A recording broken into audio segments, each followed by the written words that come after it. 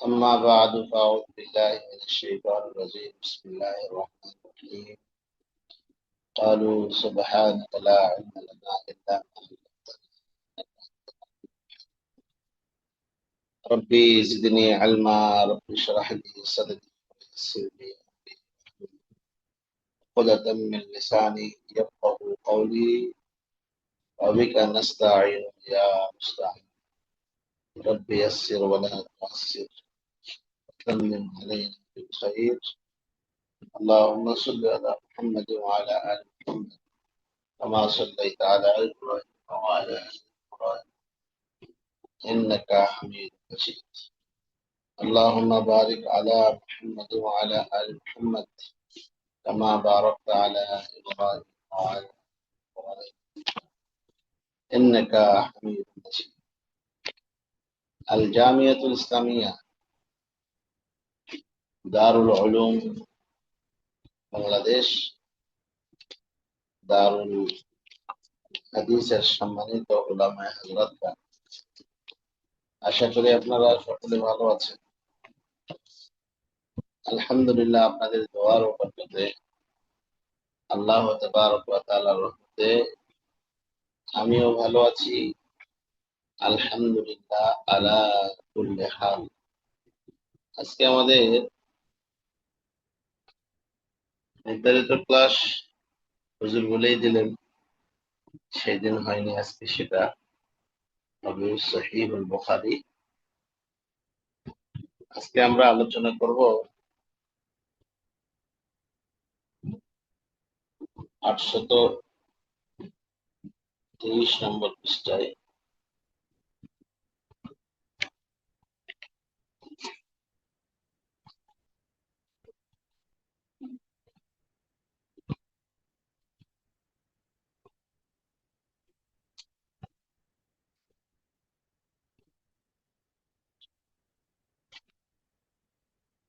বাবু কিসসাতি ইয়াজুজ ওয়া মাজুজ। ইয়াজুজ মাজুজের আলোচনা।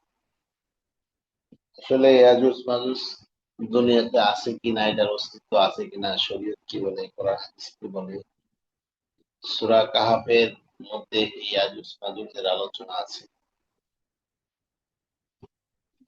তো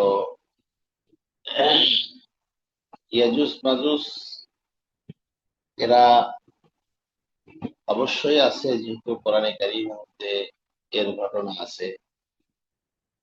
আল্লাহ তাআলা বলছেন, ক্বালু ইয়া লাকাল ইন্না ইয়াজুজ ওয়া মাজুজ মুফসিদুনা ফিল আরদ। ইয়াজুজ মাজুজ এরা হলো জমিনের মধ্যে বিশৃঙ্খলা সৃষ্টিকারী একটি সম্প্রদায়। বিশৃঙ্খলা সৃষ্টিকারী একটি সম্প্রদায়। ইয়াজুজ মাজুজের সম্পর্কে উলামায়ে কিরামের বিভিন্ন ধরনের মতামত পাওয়া যায়। ইয়াজুজ মাজুজ কি জিনিস, আসলে এরা কোথায় আছে, ইয়াজুজ মাজুজ কারা, এ ব্যাপারে মানুষের মধ্যেও বিভিন্ন রকমের মতামত পাওয়া যায়। জমহুর মুহাদ্দিসিন এবং মুফাসসিরিন এর মতামত হলো, মানুষের দুইটি গোত্র, যারা নূহ আলাইহিস সালাতু ওয়াস সালামের সন্তানাদি, অর্থাৎ নূহ আলাইহিস সালাতু ওয়াস সালাম থেকে ইয়াসিফের সমস্ত সন্তানাদি যেগুলো, সেগুলো হলো ইয়াজুজ মাজুজ। হাদিসের মধ্যে আসছে, হযরতে কাতাদা রাদিয়াল্লাহু তাআলা মহিউস সুন্নাহ বলেন যে ইয়াজুজ মাজুজ অর্থাৎ 22টি গোত্রে আছে। ইয়াজুজ মাজুজ কয়টি গোত্র? 22টি গোত্রে আছে। আমাকে শোনা যাচ্ছে উলামায়ে কিরাম? জি উস্তাদ, জি আলহামদুলিল্লাহ। জি শোনা যাচ্ছে আলহামদুলিল্লাহ। জি জি আলহামদুলিল্লাহ। জি। তো ইয়াজুজ মাজুজের ব্যাপারে অনেক এরকম বিভিন্ন রকমের কথাবার্তা হাদিসের মধ্যেও পাওয়া যায়। যে হাদিস হযরতে কাতাদা রাদিয়াল্লাহু তাআলা আনহু থেকে বর্ণিত আছে যে ইয়াজুজ মাজুজ এটি 22টি গোত্র আছে তাদের।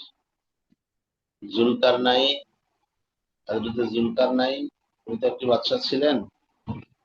জুলকারনাইন রহমতুল্লাহ আলাইহি 21টি কবিলা, 21টি গোত্র, হ্যাঁ, দেয়ালের বেষ্টনীতে কি করে রাখছেন। এই 22টির মধ্যে 21টি গোত্রকে, এই ইয়াজুজ মাজুজের 21টি গোত্রকে, 21টি কবিলাকে একটি দেয়ালের বেষ্টনীতে রেখেছেন, আবদ্ধ রেখেছেন।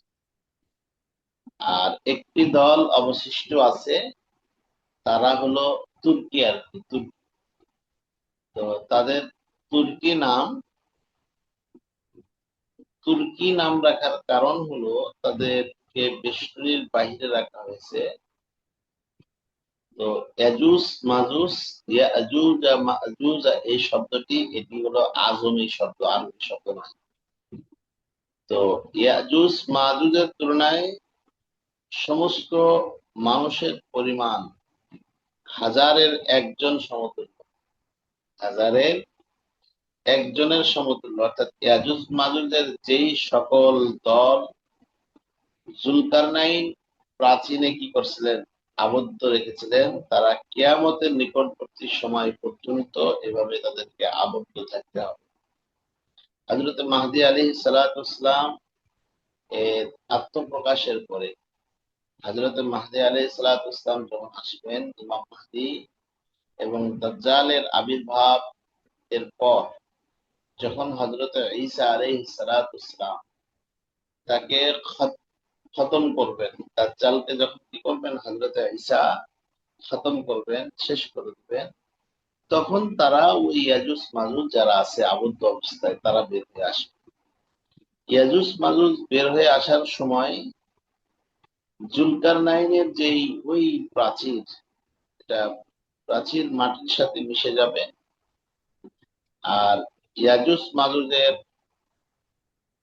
অসংখ্য দল উপদলে একটি একত্রিত পাহাড় থেকে এমন ভাবে অবতরণ করবে, তারা আসবে মনে হয় যেরকম কোন উঁচু স্থান থেকে নিচু স্থানে যেরকম নাকি কোনো কিছু অবতরণ করে, এরকম তারা অবতরণ করবে। এবং তাদের আধিক্যতার দরুন, মানে এত তারা ভাবে মনে হবে যে তারা আশ্রে পড়তেছে, আর এই পরিমাণ তাদের লোক থাকে। তাদের হত্যা, রাহাজারি, তারা তো মানে ভালো সম্প্রদায় নয়, তারা ফাসাদ সৃষ্টিকারী, হত্যা করবে, রাহাজারি করবে, হ্যাঁ। তো তাদের মোকাবেলা করা সম্ভব হবে না, তাদের হত্যা রাহাজারির মোকাবেলা কারো কি হবে না, সম্ভব হবে না। আল্লাহ তাবারক ওয়া তাআলা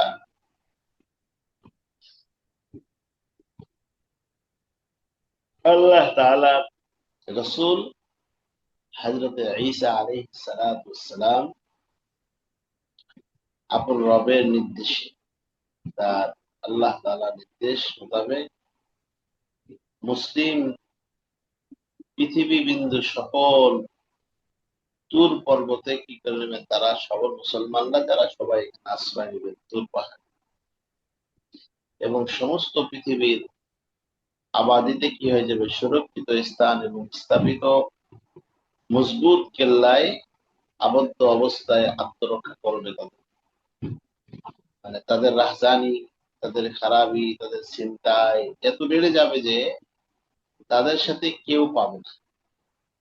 তো যখন এই হিংস্র জাতি, যখন তারা তাদের হিংস্রই লিপ্ত হয়ে যাবে, বিভিন্ন খারাপ কাজে যখন তারা জড়িয়ে পড়বে, এমত অবস্থায় হযরত ঈসা আলাইহিস সালাতু ওয়াস সালাম তাদেরকে ধ্বংস করে দিবেন, তারা ধ্বংস হয়ে যাবে, সমস্ত পৃথিবী তাদের পাশে পরিপূর্ণ হয়ে যাবে।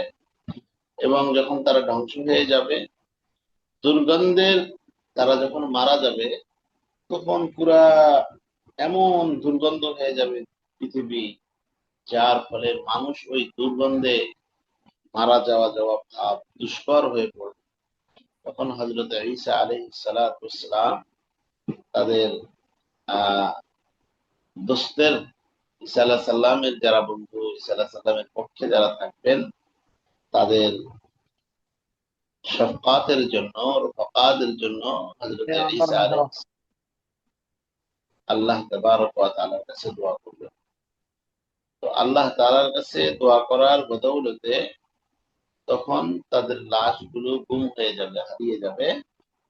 আর আল্লাহ তাআলা এমন একটি বৃষ্টি দিবেন, যে বৃষ্টির কারণে, রহমতের ভারী বৃষ্টির কারণে পুনরায় সেগুলো পরিষ্কার পরিচ্ছন্ন হয়ে যাবে, একবারে আর সমস্যা থাকবে না।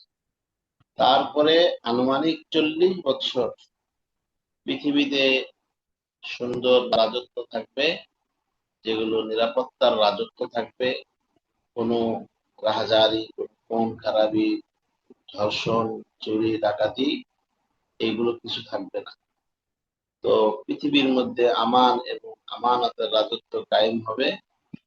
তো পৃথিবী তার বরকত, পৃথিবীর মধ্যে যত বরকত আছে সব বরকত গুলো উঠতে থাকবে, উদ্গ্রীব হতে থাকবে। এবং পৃথিবীর নিচে ভূপৃষ্ঠে কোনো অভাবী, সেখানে আর কোনো দরিদ্র লোক থাকবে না। কাউকে কষ্ট পেতে হবে না। হ্যাঁ, কারো মাল নিরাপত্তার জন্য চিন্তা করতে হবে, কারো নিরাপত্তার চিন্তা করতে হবে না। নিরাপত্তা, শান্তি সর্বময় সে সময় বিরাজ করবে। আহ এগুলোর আরো লম্বা কথা, লম্বা আলোচনা, বিস্তারিত আলোচনা তাফসীরের কিতাবের মধ্যে পাওয়া যায়, মারিফুল কোরআনে পাওয়া যাবে, তাফসীরে নূরুল কোরআনের মধ্যে পাওয়া যাবে। আচ্ছা, আল্লাহু আকবার। জি শেখ, একজন ইবারত পড়েন দেখি। বাবু কিসসাতি ইয়াজুজ আর মাজুজ। ইয়াজুজ মাজুজ সম্পর্কে জানলেন তো? আসসালামু আলাইকুম। জি শেখ, পড়ুন। বিসমিল্লাহির রহমানির রহিম। বাবু কিসসাতি ইয়াজুজ ওয়া মাজুজ ওয়া কাউলুল্লাহি তাআলা। বিসমিল্লাহির রহমানির রহিম। ক্বালু ইয়া যাল কারনাইন ইন্না ইয়াজুজ ওয়া মাজুজ মুফসিদুনা ফিল আরদ। ওয়া কাউলুল্লাহি তাআলা। বিসমিল্লাহির রহমানির রহিম। ইয়াসআলুনাকা আন যিল কারনাইন ইলা কাউলিহি সাবাবান তারিকান ইলা কাউলিহি আতুনি জুবুর আল হাদিদ ওয়াহাদুহু জুবরা ওহিয়াল কিতা হাত্তা ইদা সাওয়া বাইনাল সাদাফাইন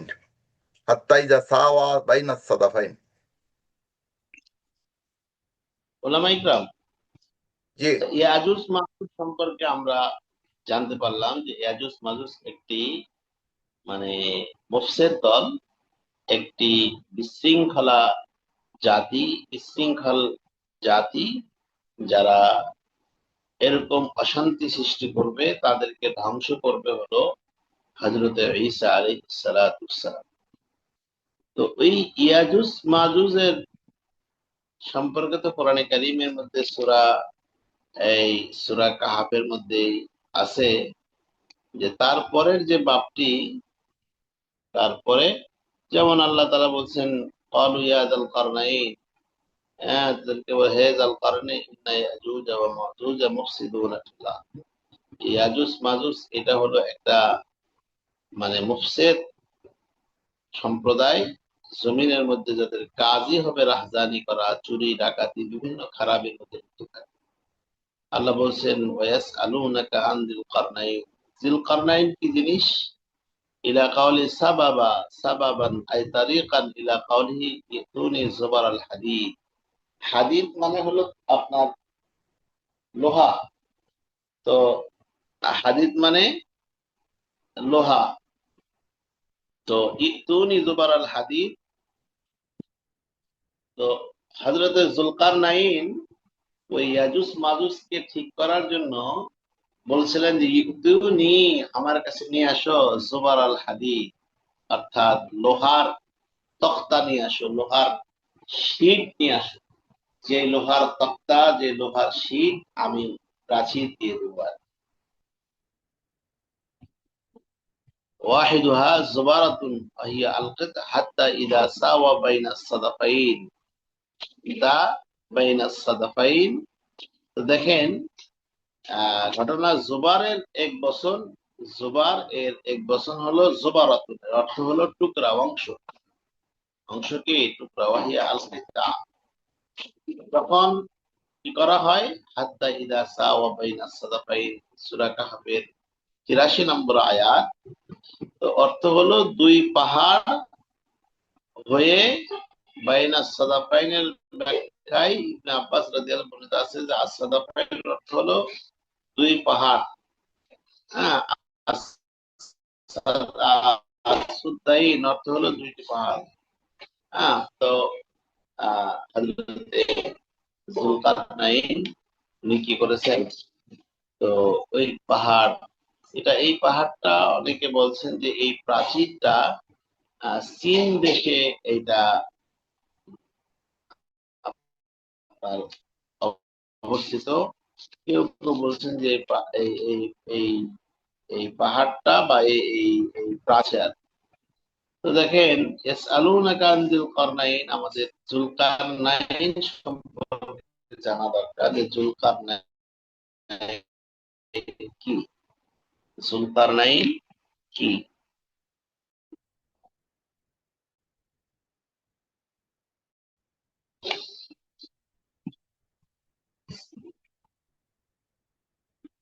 আচ্ছা,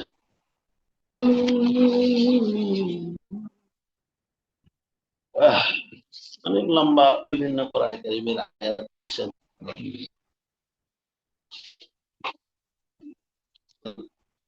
দাক্কাকু মিনাল আরদি ওয়া তারাকনা বা'দুহুম ইয়াওমাইযিন ইয়ামুজু ফি বা'দ। মানে ওই যে ইয়াজুজ মাজুজ, যে সেই দিন তাদের অবস্থাটা এরকম হবে যে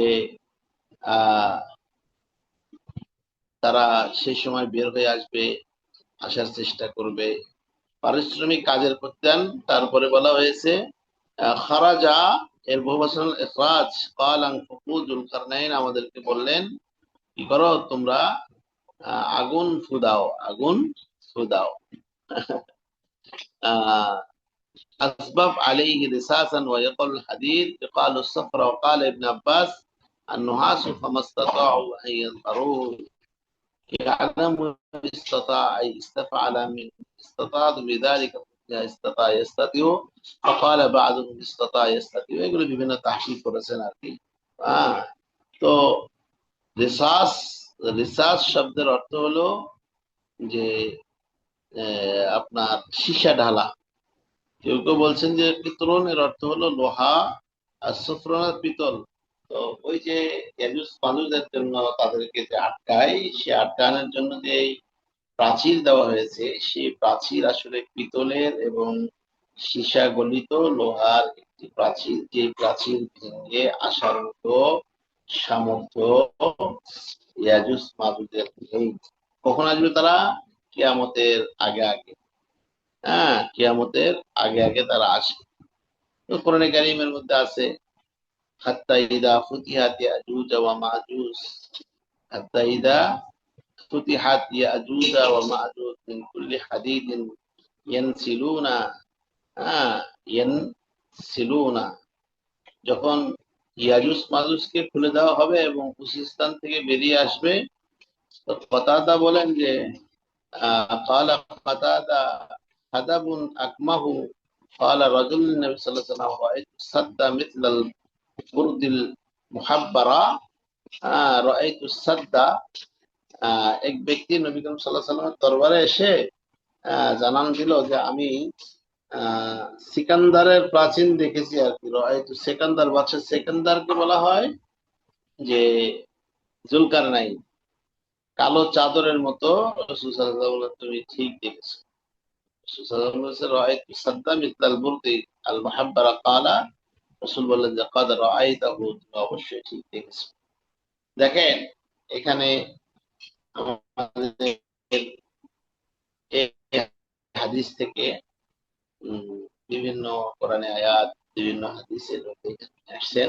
আমাদের যুলকারনাইন সম্পর্কে জানা দরকার। যুলকারনাইন বাদশাহ, পৃথিবীর মধ্যে কয়জন বাদশাহ ছিলেন যাদেরকে আল্লাহ তাআলা সারা পৃথিবীর রাজত্ব করার ক্ষমতা দান করেছিলেন? এরকম কয়জন বাদশাহ ছিলেন? কে বলতে পারবেন ওলামা ইকরাম? চারজন। চারজন। হ্যাঁ, চারজন। চার। দুইজন চারজনের মুসলিম, মধ্যে দুইজন মুসলিম ছিলেন আর দুইজন অমুসলিম।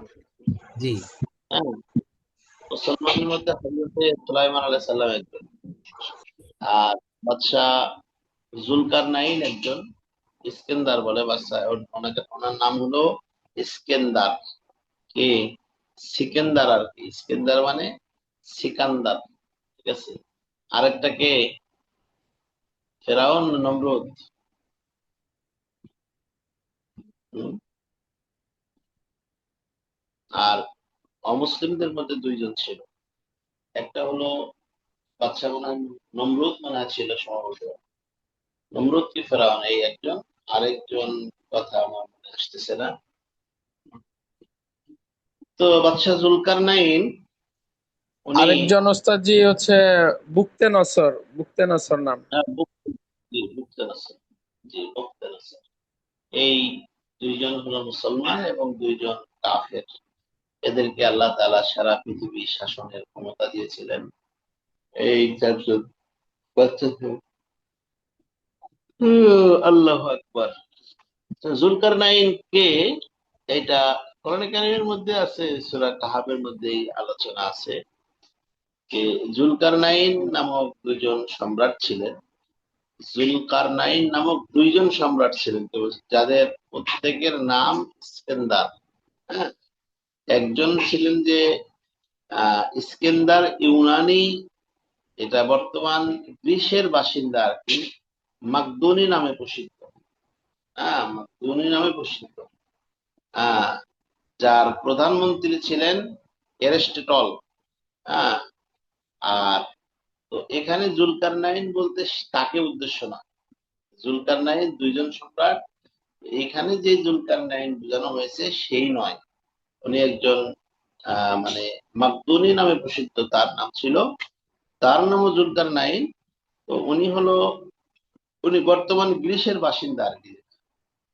আর দ্বিতীয় সেটা হলো ইস্কান্দার, অর্থাৎ মুমিন এবং নেককার ছিলেন। জুলকারনাইন বলতে যেটা বোঝানোর উদ্দেশ্য সেটা হলো এইটাই, যার আলোচনা কোরআনে কারীমের মধ্যে আসছে, সূরা কাহফের মধ্যে আসছে, ইয়াসআলুনাকা আন যিল কারনাইন। হ্যাঁ, তার নবী হওয়ার মতামত সাধারণত এসেছে আর কি। তিনি যে নবী, এই ব্যাপারে অনেকের মত আসছেন। দুজনের মাঝে আনুমানিক 2000 বছরের দীর্ঘ সময়ের একটা ব্যবধান আছে। এই দুই জুলকারনাইন মধ্যে 2000-এর একটা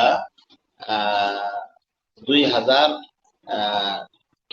সময়ের একটা কি আছে, 2000 বছরের দীর্ঘ সময়ের একটা ব্যবধান আছে। হযরতে খাজির অর্থাৎ খিজির আলাইহিস সালাম মুমিন ইস্কেন্দারের প্রধানমন্ত্রী ছিলেন। খাজির। তো এই প্রথম ইস্কান্দার হযরত ইব্রাহিম আলাইহিস সালামের সাথে সাক্ষাৎ করেন এবং হযরত ইব্রাহিম আলাইহিস সালামের সাথে খানায়ে কাবা তোয়াফ করেন এই জুলকারনাইন। তো যদি কেউ বিস্তারিত আরো জানতে চায় তাহলে সেই ক্ষেত্রে আহ তাফসীরে মারিফুল কোরআন আছে, তারপরে তাফসীরে নুরুল কোরআন আছে, সেইগুলো অধ্যয়ন করতে হবে, মোতালা করতে হবে। তাহলে আমরা আশা করি সেই জায়গা থেকে একটু পাবো। এবং আহ আরো কিতাব, বিশেষ করে আল বেদায়া ওয়ান নেহায়া একটি ইতিহাসের কিতাব বলা যায়, এবং যেখানে অনেক ধরনের কথাবার্তা, যেই কথাগুলো অন্যান্য কিতাবের মধ্যে পাওয়া যায় না, এরকম আল বেদায়া ওয়ান নেহায়া এমন একটি কিতাব, শুরু থেকে শেষ পর্যন্ত প্রায় সব কিছুই সেখানে পাওয়া যায়। ওই কিতাব মোতালা করলে আমরা আশা করি সেটা পেয়ে যেতে পারি। জি হযরত, চলেন। হাদদাসানা ইয়া ইবনে বুকাইরিন, এখান থেকে আজকে ইবারত চলবে। দেখি আপনারা কত ইবারত করতে পারেন। তাওরাত তো বিসমিল্লাহির ইবারত রহমানির রহিম। পড়বো উস্তাদজি? জি بسم الله الرحمن الرحيم. حدثنا يحيى بن بكير حدثنا الليث عن نقيل عن ابن شهاب عن عروة بن الزبير أن زينب بنت أبي سلمة حدثت حدثته عن أم حبيبة بنت أبي سفيان زينب بنت جحش رضي الله عنهن أن النبي صلى الله عليه وسلم دخل عليها فزعا يقول لا إله إلا الله ويل للعرب من شر قد ওই গেল চলে গেছে শারীর কাদের তারাওয়া কাদি কিন্তু দৌড়াদৌড়ি করতেছে কাদের জি তারাওয়া চলেন। ফুতিহাল ইয়াউমা মিন من راد من ياجوج وماجوج مثل هذه هلك يا وهلك يا سبعه الإبهام والتي ইয়া না, এটা বি ইসবাইহি বি هلك ইসবাইহিল ইবহা। بإصبعه الإبهام والتي تليها فقالت زينب بنت جحش فقلت يا رسول الله أنا لك وفينا الصالحون قال نعم إذا كسر الخبث মাশাআল্লাহ। আরেকটা পড়েন আপনি হাদিস।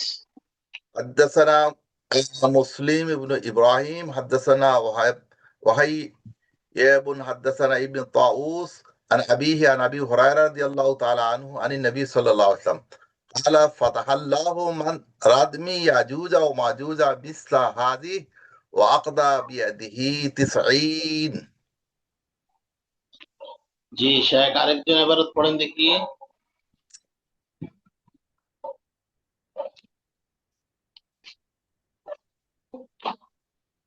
আরেকজন কে পড়তে চায়? কেউ পড়তে শায়েখ চায় ভাই। মনে হয় জি চলুন।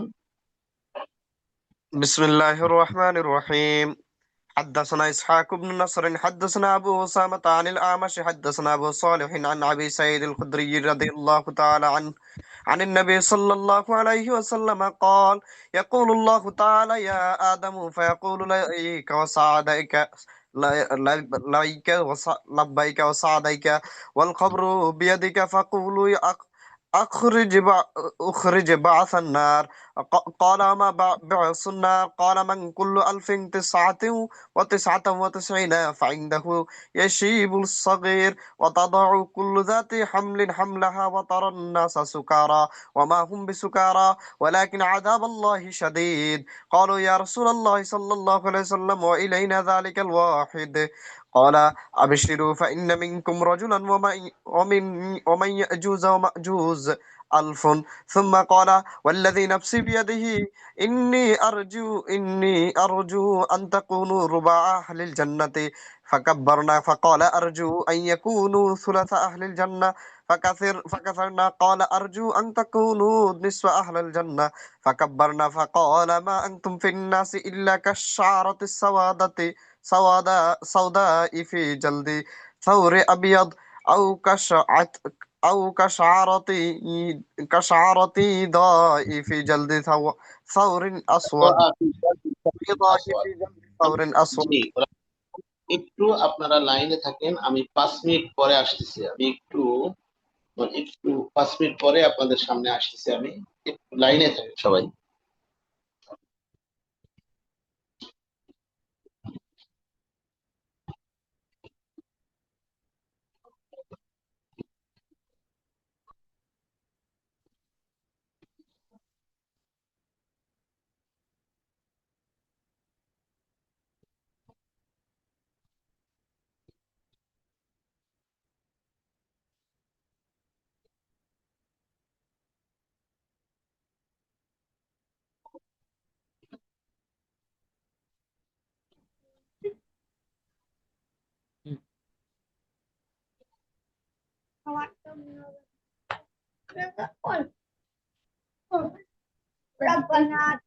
بص এখানে শুরু করে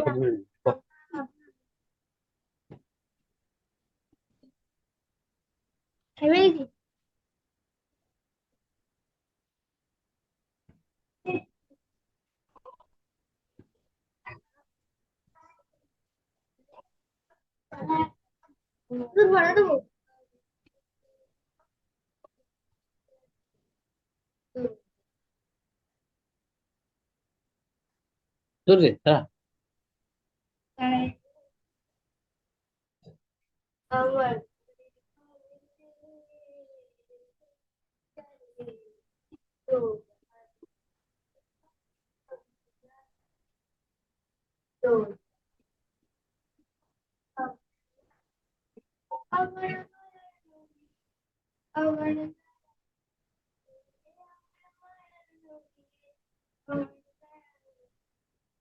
হারিস কি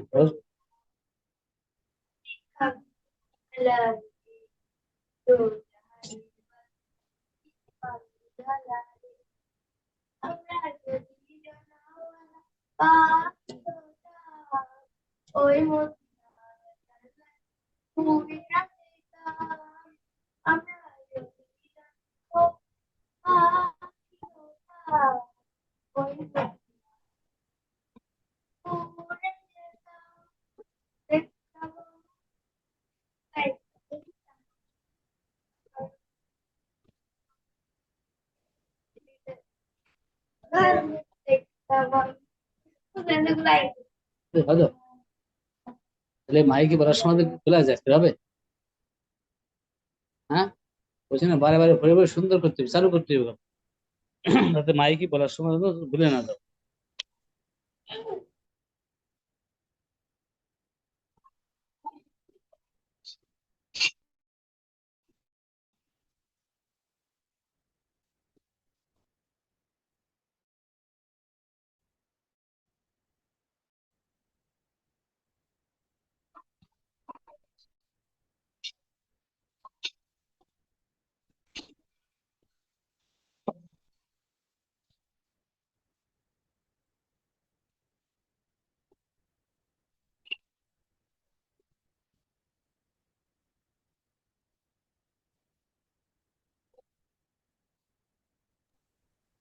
اللهم إنا نستعينك ونستغفرك ونؤمن بك ونتوكل عليك ونثني عليك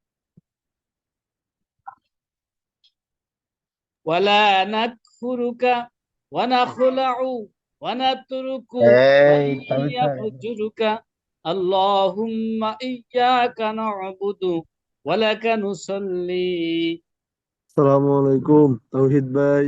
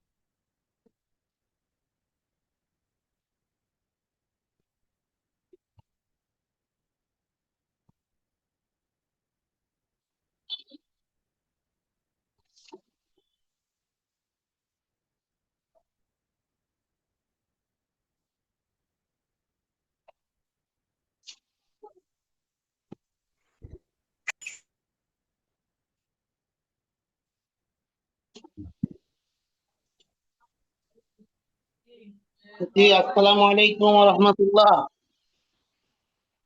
ওয়ালাইকুম আসসালাম রহমতুল্লাহ। আসসালামু আলাইকুম, আছেন? জি সাহেব আছি। হ্যাঁ, প্রকৃতির ডাকে দেখছিলাম একটু।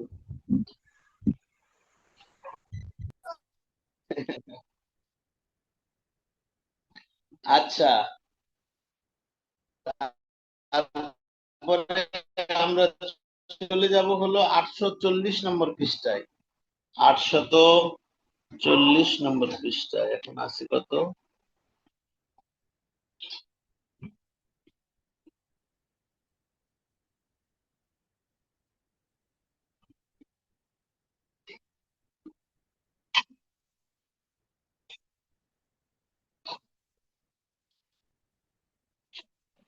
যে এই যে এখানে যাব আমরা।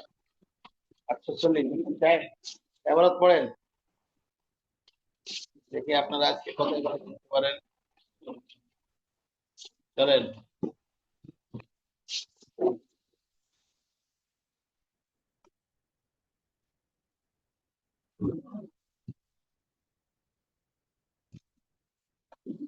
এই শায়েখ এবার পড়েন একজন। বাবু হাদিসুল হাজারি খাজরি মা মুসা আলাইহিস সালাতু ওয়াস সালাম। বাব হাদিসুল হাদারি খদিরি মা মুসা আলাইহিমুস সালাম। ওই যে ওয়াবিহি হযরত মুসা খিজির আলাইহিস সালামের ঘটনা সূরা কাহাফের মধ্যে আছে না? জি শাইখ। জি চলেন। وبه قال حدثنا عمرو بن محمد حدثنا يعقوب بن إبراهيم قال حدثني أبي عن صالح عن ابن شهاب عن عبيد الله بن عبد الله أخبره عن ابن عباس أنه تماراه حر بن قيس القزاري في صاحب موسى. قال ابن عباس هو خضر فمر بهما أبي بن كعب فدعاه ابن عباس فقال إني تماريت أنا وصاحبي هذا في صاحب موسى الذي سال السبيل إلى لاقية. هل سمعت رسول الله صلى الله عليه وسلم يذكر شأنه؟ قال نعم سمعت رسول الله صلى الله عليه وسلم يقول بينما موسى في ملأ من بني إسرائيل جاءه رجل فقال هل تعلم أحدا أعلم منك؟ قال لا فأوحي الله إلى موسى بلى عبيدنا خضر فسأل موسى السبيل إليه فجعل له الحوت آية. وقيل له إذا موسى بلى عبدنا خضر فسأل موسى السبيل إليه فجعل له الحوت آية. وقيل له إذا موسى بلى عبيدنا خضر فسأل موسى السبيل إليه فجعل له الحوت آية. وقيل له إذا فقد الحوت فارجع فإنك ستلقاه فكان بيع الحوت في البحر. فقال لموسى فتاه أرأيت إذا أرأينا إلى الصخرة فإني نسيت الحوت وما أنسانيه إلا الشيطان أن أذكره. فقال موسى ذلك ما كنا نبكي فارتد على آثارهما قصصا فوجد خضرا فكان من شأنهما الذي قص الله في كتابه. চলেন পরে পরে হাদিস চলেন।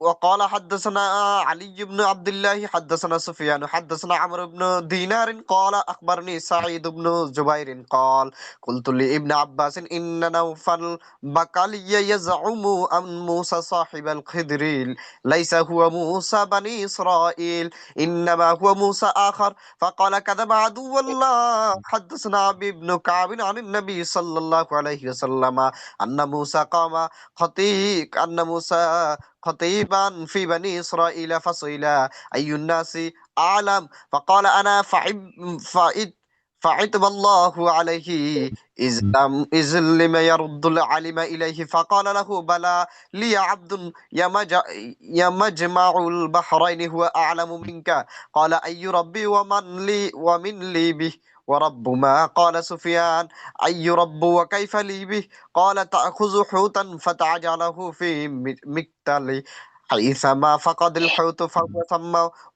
وربما قال فهو سمه وأخذ حوتا فجعله في مكتل ثم انطلقه وفتاه يوشع بن نوح حتى إذا أتيا الصخرة وضع رؤوسهما فرقد موسى واضطرب الحوت فخرج فاسقط في البحر فاتخذ سبيله في البحر سربا. فأمسك الله عن الحوت جرية الماء فصار مثل الطاق.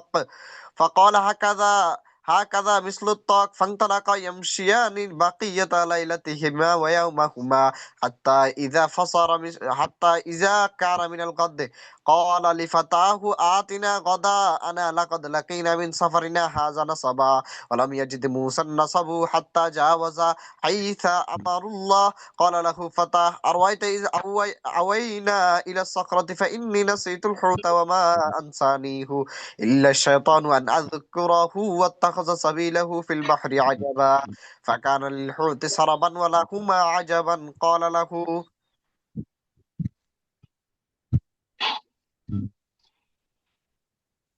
قال له موسى ذلك ما كنا نبغي فارتد علي آثارهما قصصا رجع يقصان آثارهما حتى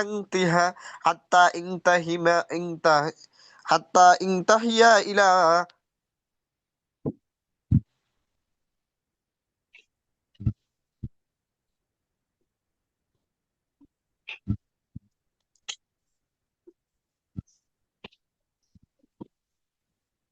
চলেন, আজকে না মনে হচ্ছে যে আমরা দাওরা পড়তেছি, ঠিক না?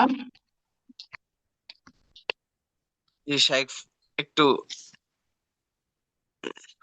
স্ক্রিনটা একটু দেখতে সখরতু فإذا رجل مجسى بثوب فسلم موسى فرد عليه فقال وأن بأرضك السلام فقال أنا موسى قال موسى بني إسرائيل قال نعم آتيتك لتعلمني مما علمت رشدا قال يا موسى إني على علم من علم الله علمني الله لا تعلمه وأنت على علم من علم الله علمكه الله لا أعلم قال هل أتبعك قال إنك لن تستطيع معي صبرا وكيف تصبر على ما لو تحد به خبرا إلى قوله امرأ فانطلقا يمشيان على ساحل البحر فمرت بهما سفينة كلموهم أن يحملوهم فعرفوا الخضر فحملوه بغير نول فلما ركب في السفينة جاء عصفور فوقع على حرف السفينة فنفر في البحر نقرة أو نقرتين قال له الخضر يا موسى ما نقص علمي وعلمك من علم الله إلا مثل ما نقص هذا العصفور بمنقاره من البحر إذ أخذ الفأس فنزع لوحا قال فلم يفجع موسى إلا وقد قلع لوحا بالقدمون فقال له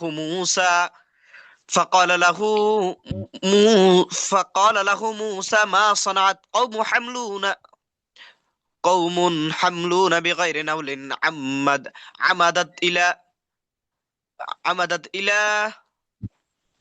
عمدت إلى سفينة فخرقتها অনেক লম্বা হাদিস, অনেক লম্বা হাদিস।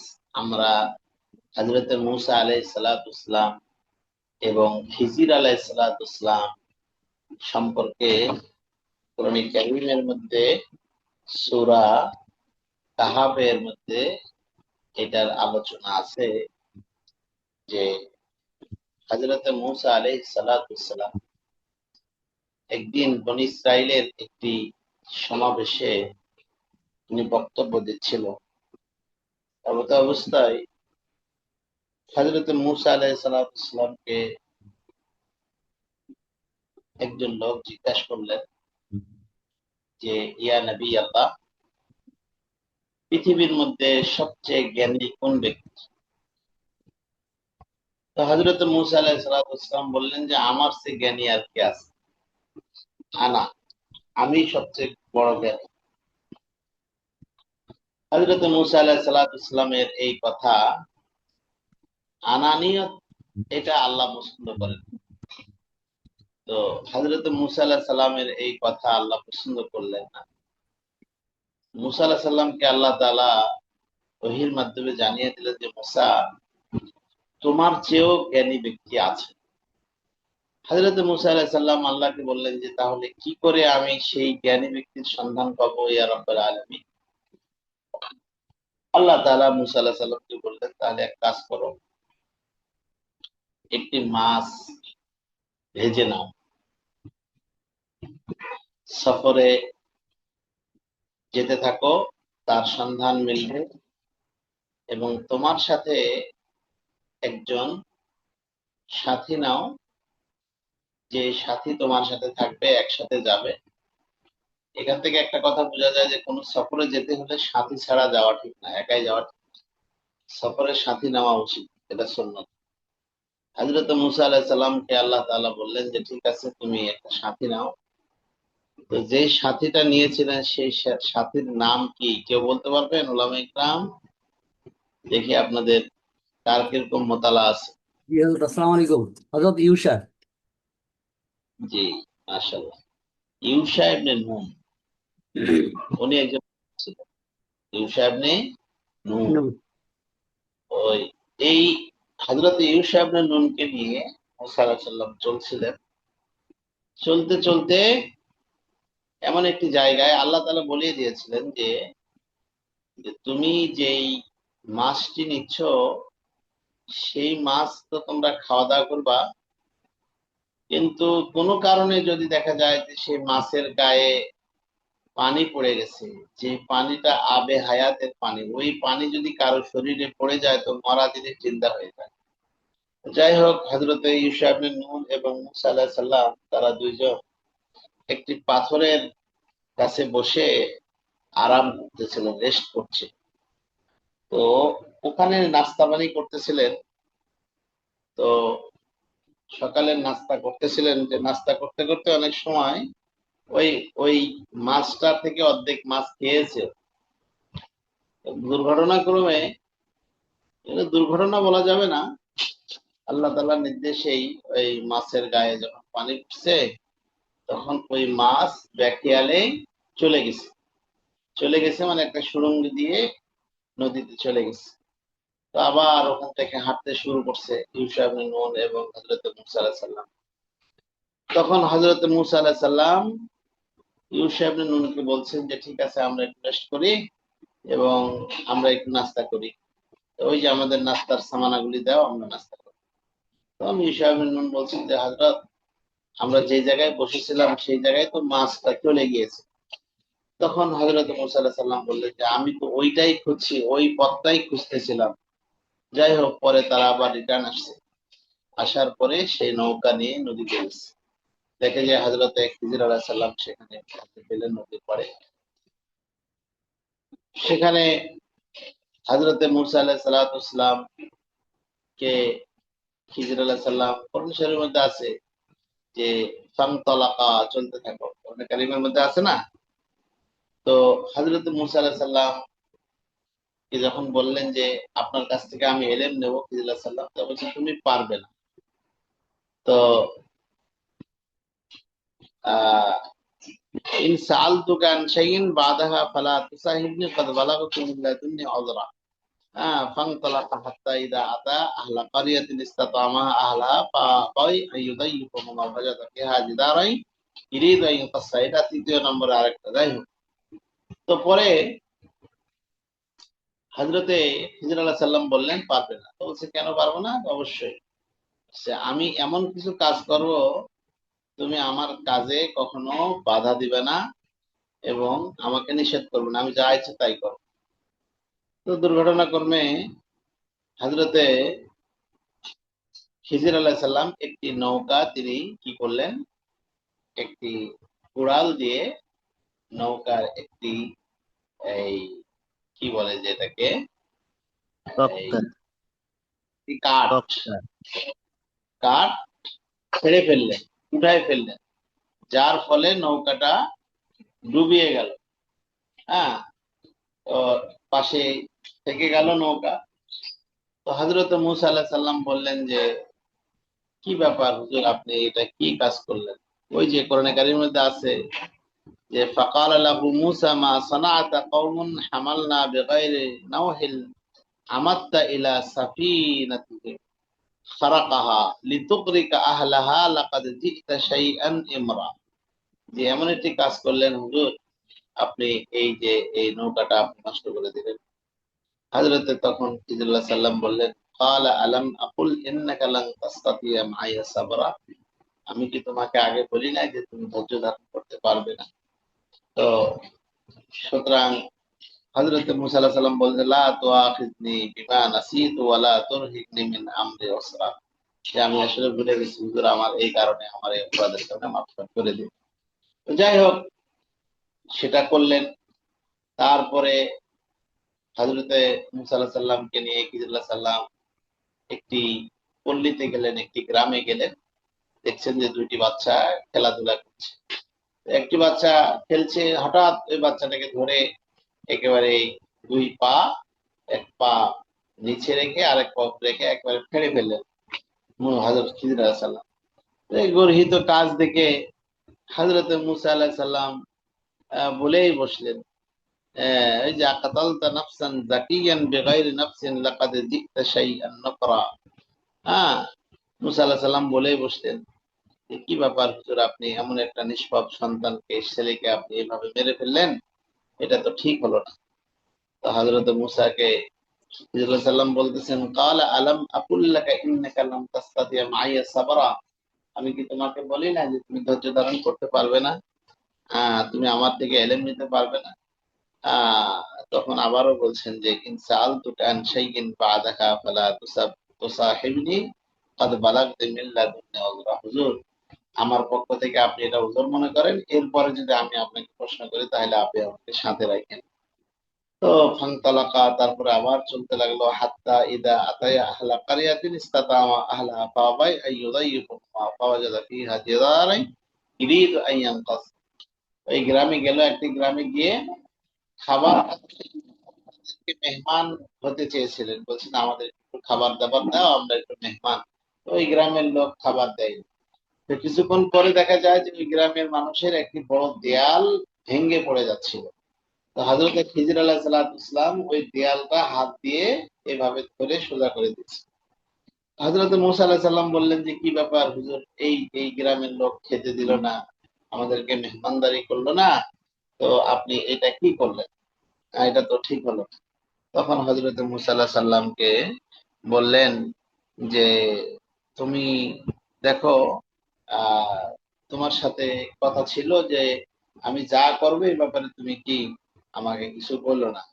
তো যাই হোক, তারপরে বলছেন তখন, লাউ শি'তা লাত্তাখাযতা আলাইহি আজরা। আপনি তাদের কাছ থেকে আজরত নিতে পেতেন, উজরত নিতে পারতেন, তাদের কাছ থেকে বিনিময় নিতে পারতেন যে আপনি তাদের দেয়ালটা সোজা করে দিলেন, কিন্তু আপনি নিলেন না।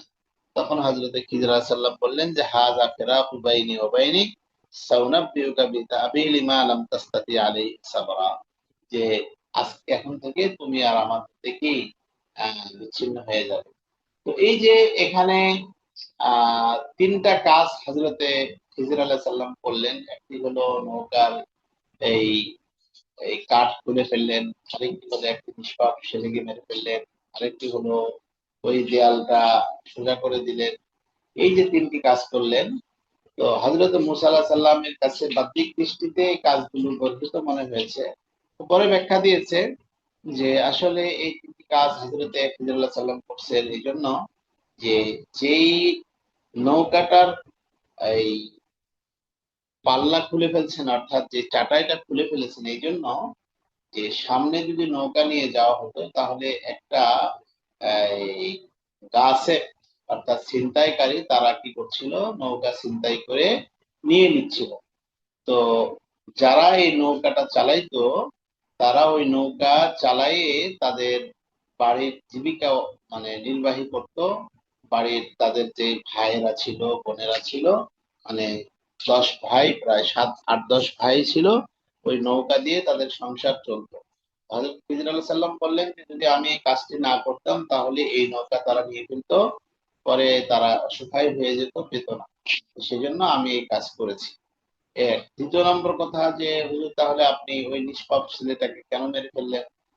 ওইটা তো একটা দোষ করেনি, কিছু করেনি। তখন খিজির আলাইহিস সালাম বললেন যে আসলে ওই বাচ্চাটা পরবর্তীতে আল্লাহ তাআলার নাফরমান হবে, তো সেই জন্য আমি এটাকে যেন সে নাফরমানি করতে না পারে সেজন্য আমি আগেই তাকে কি করে ফেলছি, মেরে ফেলছি। আচ্ছা ঠিক আছে হুজুর, তাহলে ঠিক আছে।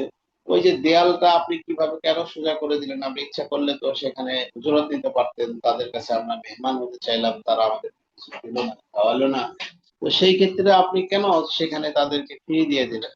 তখন বললেন, হযরত খিজির আলাইহিস সালাম বললেন যে দেখেন, যে আসলে এই দেয়ালটার নিচে এতিমের সন্তান, এতিমের সম্পদ ছিল। তো যদি দেয়ালটা পড়ে যেত তাহলে এতিমের সম্পদ সেখানে চাপা পড়ে যেত। সেজন্য আমি ওই দেয়ালটাকে সোজা করে দিয়েছি যাতে করে এতিমের সম্পদটা নষ্ট না হয়ে যায়। তো এই তিন কথাতে হযরত মুসা আলাইহিস সালাম যদি জিজ্ঞাসা না করতেন তাহলে আরো অনেক ইলম হযরত খিজির আলাইহিস সালাম থেকে পেতেন। কিন্তু হযরত মুসা আলাইহিস সালাম যেহেতু তার সামনে অনেক কিছু এই যে এই কাজগুলো গর্হিত মনে হয়েছে, তো সেজন্য তিনি বারবার বাধা দিয়েছেন যার ফলে হযরত খিজির আলাইহিস সালাম এখানে স্টপ হয়ে গেছে। এখানে ফুকাহায়ে ইকরাম বা মুহাদ্দিসিনে ইকরাম, মুফাসসির ইকরাম যে কথাগুলো বলেন সেটি হলো আল্লাহ তাআলা ইলম দুজনকেই দিয়েছেন, কিন্তু কারো থেকে কারো ইলম কম নাই। হযরতে মুসা আলাইহিস সালামকে বাহ্যিক ইলম দান করছেন, হযরতে খিজির আলাইহিস সালামকে আল্লাহ তাআলা বাতিনি ইলম দান করছেন। তো বাতিনি ইলম দান করার কারণে হয়তোবা সেগুলো মুসা আলাইহিস সালামের কাছে হয়তোবা বাহ্যিক দৃষ্টিতে গণিত কাজ মনে হলেও এগুলোর মধ্যে কি আছে, ইলম আছে, যে বিষয়গুলো হযরত মুসা আলাইহিস সালাম জানেন না। তো সেই ক্ষেত্রে মুসা আলাইহিস সালাম বাহ্যিক ইলমের অধিকারী, আর হযরত খিজির আলাইহিস সালাম হলো ভিতরের ইলমে বাতিনের অধিকারী। তাতে আর কোনো কি হয় না, সমস্যা হয় না। এই সমস্যার সমাধানের জন্য এই ব্যাখ্যা। ওলামা ইকরাম, আজকের আলোচনা এই পর্যন্তই।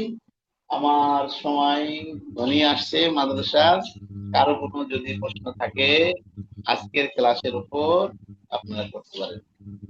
আসসালামু আলাইকুম। জি স্যার। আচ্ছা, উস্তাদ জি, ওই যে 4 জন বাদশাকে সারা পৃথিবী শাসন করার ক্ষমতা আল্লাহ পাক দিয়েছেন, ওই নামগুলো, 4 জনের নামগুলো একটু পরিষ্কার করে বললে ভালো হয় আর কি। জি, একজনের নাম তো হলো বাদশাহ সিকান্দার, যেটাকে জুলকারনাইন বলে আর কি, বা জি জুলকারনাইন। আরেকটা হলো হযরত সুলাইমান আলাইহিস সালাম। জি এরা দুইজন ছিলেন মুসলমান। আর জি কাফেরদের মধ্যে ছিল দুইজন, একজনের নাম হলো নসর, নসর, আরেকজনের নাম নমরুদ। জি ফেরাউন, নমরুদ না ফেরাউন? নমরুদ এবং ফেরাউন তো 2 জন। না, নমরুদ সম্ভবত নমরুদ, ফেরাউন নয়। জি ওস্তাদ, জি নমরুদ হবে, নমরুদ। আসসালামু আলাইকুম। এই এই চারজনকে আল্লাহ তাআলা এই পরিমাণ ক্ষমতা দিয়েছিলেন যে সারা পৃথিবী করছে না। উস্তাদ জি, ওই যে নমরুদ কি বাদশা ছিল? ফেরাউন তো বাদশা ছিল, জানি। নমরুদ বাদশা ছিল নাকি? অবশ্যই অবশ্যই ওস্তাদ জি, নিজেকে খোদা দাবি করছেন নমরুদ। জি আসসালামু জি আলাইকুম। শেখ, জি জি জি, বলুন বলুন, তাড়াতাড়ি তাড়াতাড়ি। আলোচনার শুরুতে এই যে একটা কথা বলা হয়েছিল, ইয়াজুজ মাজুজের 22টা গোত্র, জি 21টা গোত্র জুলকারনাইন আলাইহিস সালাম রহমতুল্লাহি আলাইহি উনি বেষ্টনীতে রাখছেন। বাকি একটা গোত্র পৃথিবীতে বিচরণ করে, যেটাকে তুর্কি নামে আপনি একটু উল্লেখ করেছিলেন। এই ব্যাপারে একটু কথা আমি স্পষ্ট বলতে চাচ্ছি। এরা কোথায় আছে? যারা জি বলুন। যে যারা একটা গোত্র যারা পৃথিবীতে বিচরণ করছে তুর্কি নামে, এরা কোথায় আছে? এদের অবস্থানটা একটু স্পষ্ট আমি বুঝতে চাচ্ছি। ওদের অবস্থানের ব্যাপারে কিতাবের মধ্যে ওরকম পরিষ্কার নাই। তো অনেকে বলছেন যে এরা তুর্কি, যেহেতু এরা তুর্কি বলতে ওই যে তুরস্ক, যেখানে তুরস্ক আর কি বলে। তুর্ক, জি। এটা আহ, কিতাবের মধ্যে যেটা পাওয়া যায়, ফাসলুল বারী কিতাব আছে, সেই কিতাবের মধ্যে এই আলোচনা আসছে। তো সেখানে বলছেন যে আহ, তো ওরা যেহেতু বেষ্টনীর বাহিরে আছে, তুর্কি অবস্থান করছে, এই জন্য নির্দিষ্ট ভাবে বলা যায় না যে এরাই, এরকম পরিষ্কার ভাবে নাই। তো এরা ওইরকম বিশৃঙ্খলা তৈরি করে, এদের দ্বারা এই বিশৃঙ্খলা আসেনি। জি যে 21টি জাতিকে বেষ্টনীর মধ্যে রাখা হয়েছে, এরাই শুধুমাত্র বিশৃঙ্খলার মধ্যে লিপ্ত। এই জন্যই এদেরকে কথা বোঝা যাচ্ছে না। উস্তাদ জি, আমার কথা ছিল যে ইয়াজুজ মাজুজের কথা বিদায়া ওয়ান নেহায়ার মধ্যে উল্লেখ আছে। এটা কোন, আমার কাছে বিদায়া নেহায়া আছে, পুরো খণ্ড সবগুলো কমপ্লিট সেট আছে, কোন জায়গায় পাওয়া যাবে এটা? অবশ্যই বেদায় আল বেদায় ওয়ান নেহায়ার মধ্যে মোতালা করতে পারবেন, অথবা মারুফুল কোরআন মোতালা করলে ইয়াজুজ মাজুজ আমার সম্পর্কে। কাছে আমার কাছে মারিফুল কোরআনও আছে, বেদায়া ওয়ান নেহায়াও আছে, কোন জায়গায় পাওয়া যাবে একটু বলা যাবে? যদি মারুফুল কোরআন থাকে তাহলে মারুফুল কোরআন পাবেন, সূরা কাহফের তাফসীরে দেখবেন।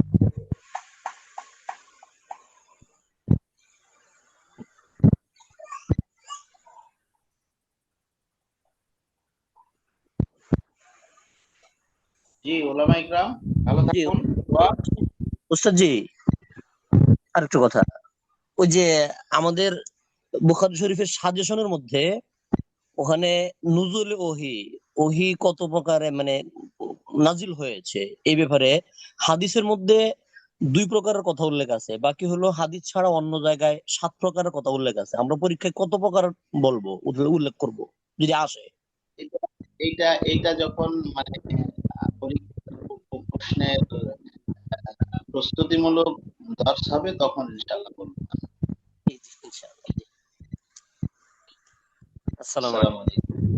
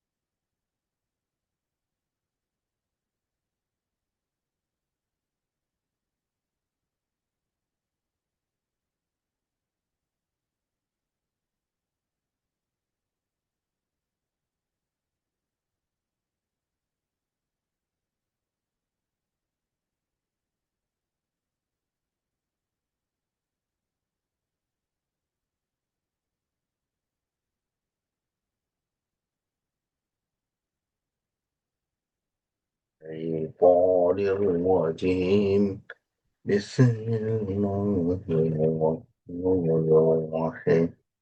أعوذ بالله من الشيطان الرجيم.